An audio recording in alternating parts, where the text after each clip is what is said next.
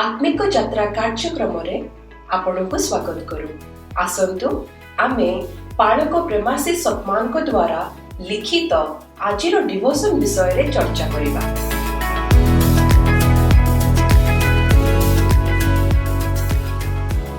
Praise the Lord. Praise the Lord. आज आमे पालक प्रेमाशीष सतमानंकर गोटे बहुत भल लेखा जीशुंकर बलिदान मुक्ति और सुस्थता रु गोटे अंश जीशुंकर शरीर आपणक पई भग्न हेला विषय रे किछि कथा हेबा। हाँ, बहुत भल विषय। मु जेतेबेले एटा पढुथिली मते गोटे कथा बड़ा आश्चर्य लागिला आ टिके भाबिबाकू भी बाध्य कला। अच्छा, को कथा?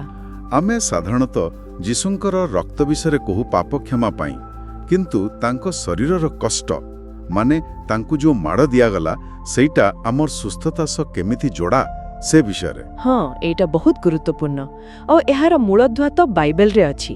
1 पीतर 2:24 रे। हाँ, सेई पदटा जोठी लिखा अछि, ताहांक प्रहार रे तुम्भे माने सुस्थ होई अछ। एई गोटिए लाइन भितरे बहुत किछि अछि। एकदम लेखाटी आरंभ होउछि एदेन उद्यानरु, माने जेतेबेले मनीष पाप कला। हाँ, सेतेबेले केवल पाप नुहे, रोग दुख मृत्यु सबु जगत को आसिला। किंतु परमेश्वर सेतेबेले ही गोटे योजना करि सारिथिले। क्रूस रे जहा हेला सेटा तांको मूल योजनार अंश थिला। निश्चय। आउ देखंतु, जिसाया भविष्यत वक्ता जीशुंक जन्मर बहुत वर्ष पूर्वरु। हाँ, जिसाया 53 एकदम सेठी जीशुंक शारीरिक कष्ट विषय केते स्पष्ट भावे लेखा हेछि। से केमती आम दुर्बलता बहन करिवे, आम रोग नै जिवे, ए सबु। हाँ, एबे आसीबा सेई मूल कथा को। जीशु तो निष्पाप थिले, पूरा पवित्र। हाँ, तांको जीवन रे कोनोसी पाप बथिला, तथापि से आम पाई पाप स्वरूप हेले।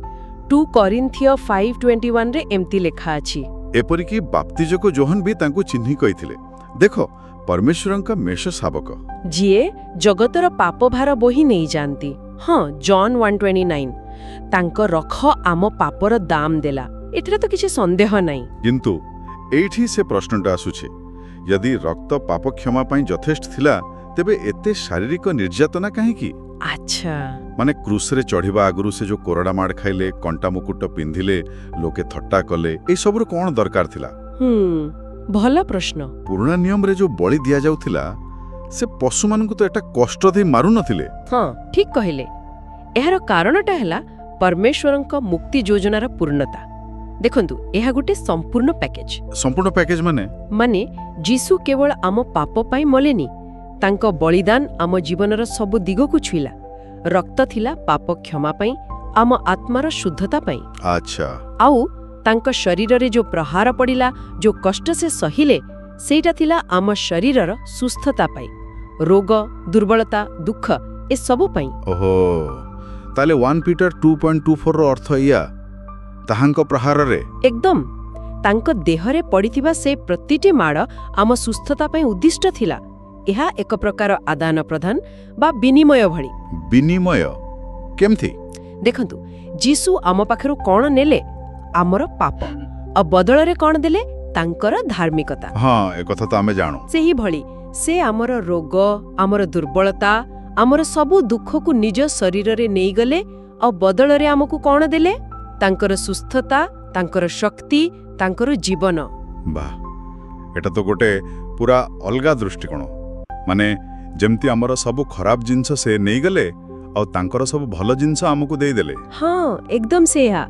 एटा हेउछि क्रूस रो संपूर्ण कार्य, पापरु मुक्ति एवं रोगरु सुस्थता दुईटा जाक। तेबे पालक प्रेमाशीष सतमानंक लेखा हमकु एही गभीर सत्य को ही माने पकाई दउछि जे जीशुंक भंगा शरीर केवल आमर पाप पाई नुहे, बरं आम शारीरिक और मानसिक सुस्थता पाई मध्य उद्दिष्ट थिला। एहा जानिबा परे तो विश्वास आउरी दृढ़ होई जाउछि। निश्चय। आ एइठी गोटे चिंता करिबार कथा रहिला। जदि आमे सत्तरे एही कथा को ग्रहण करिबा जे जीशुंक बलिदान आम पाप एवं आम रोग दुईटा जक पाई थिला, हाँ, तेबे आमे जेतेबेले असुस्थ हेउछु किंबा कोनोसी संघर्ष देई गति करूछु, सेतेबेले आमर दृष्टिकोण केमिति बदली जिवो। हाँ, आमे केवल औषध उपरे निर्भर न करी विश्वास रे जीशुंक सेही प्रहार को मने पकाई सुस्थता पई दाबी करि परिबा। एकदम कारण सुस्थता केवल गोटे आशा नुहे, एहा जीशुंक कार्य द्वारा आम पाई किणा जाई सारिछि। एहा आमर अधिकार। एही बुझामणा ही आमको बहुत शक्ति दे पारे।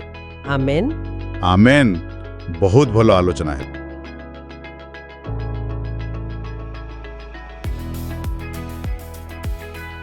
আজি आत्मिक यात्रा कार्यक्रम रे जोग देवा पई धन्यवाद। जेउठी आमे प्रतिदिन परमेश्वरक वाक्य आलोचना करूअछु। जदि एही कार्यक्रम आपनको आशीर्वाद देई अछि तेबे एहाकू आपना फैमिली आउ फ्रेंड्स व्हाट्सएप ग्रुप रे शेयर करंतु। आसंता काली पुणी देखा हबा। धन्यवाद।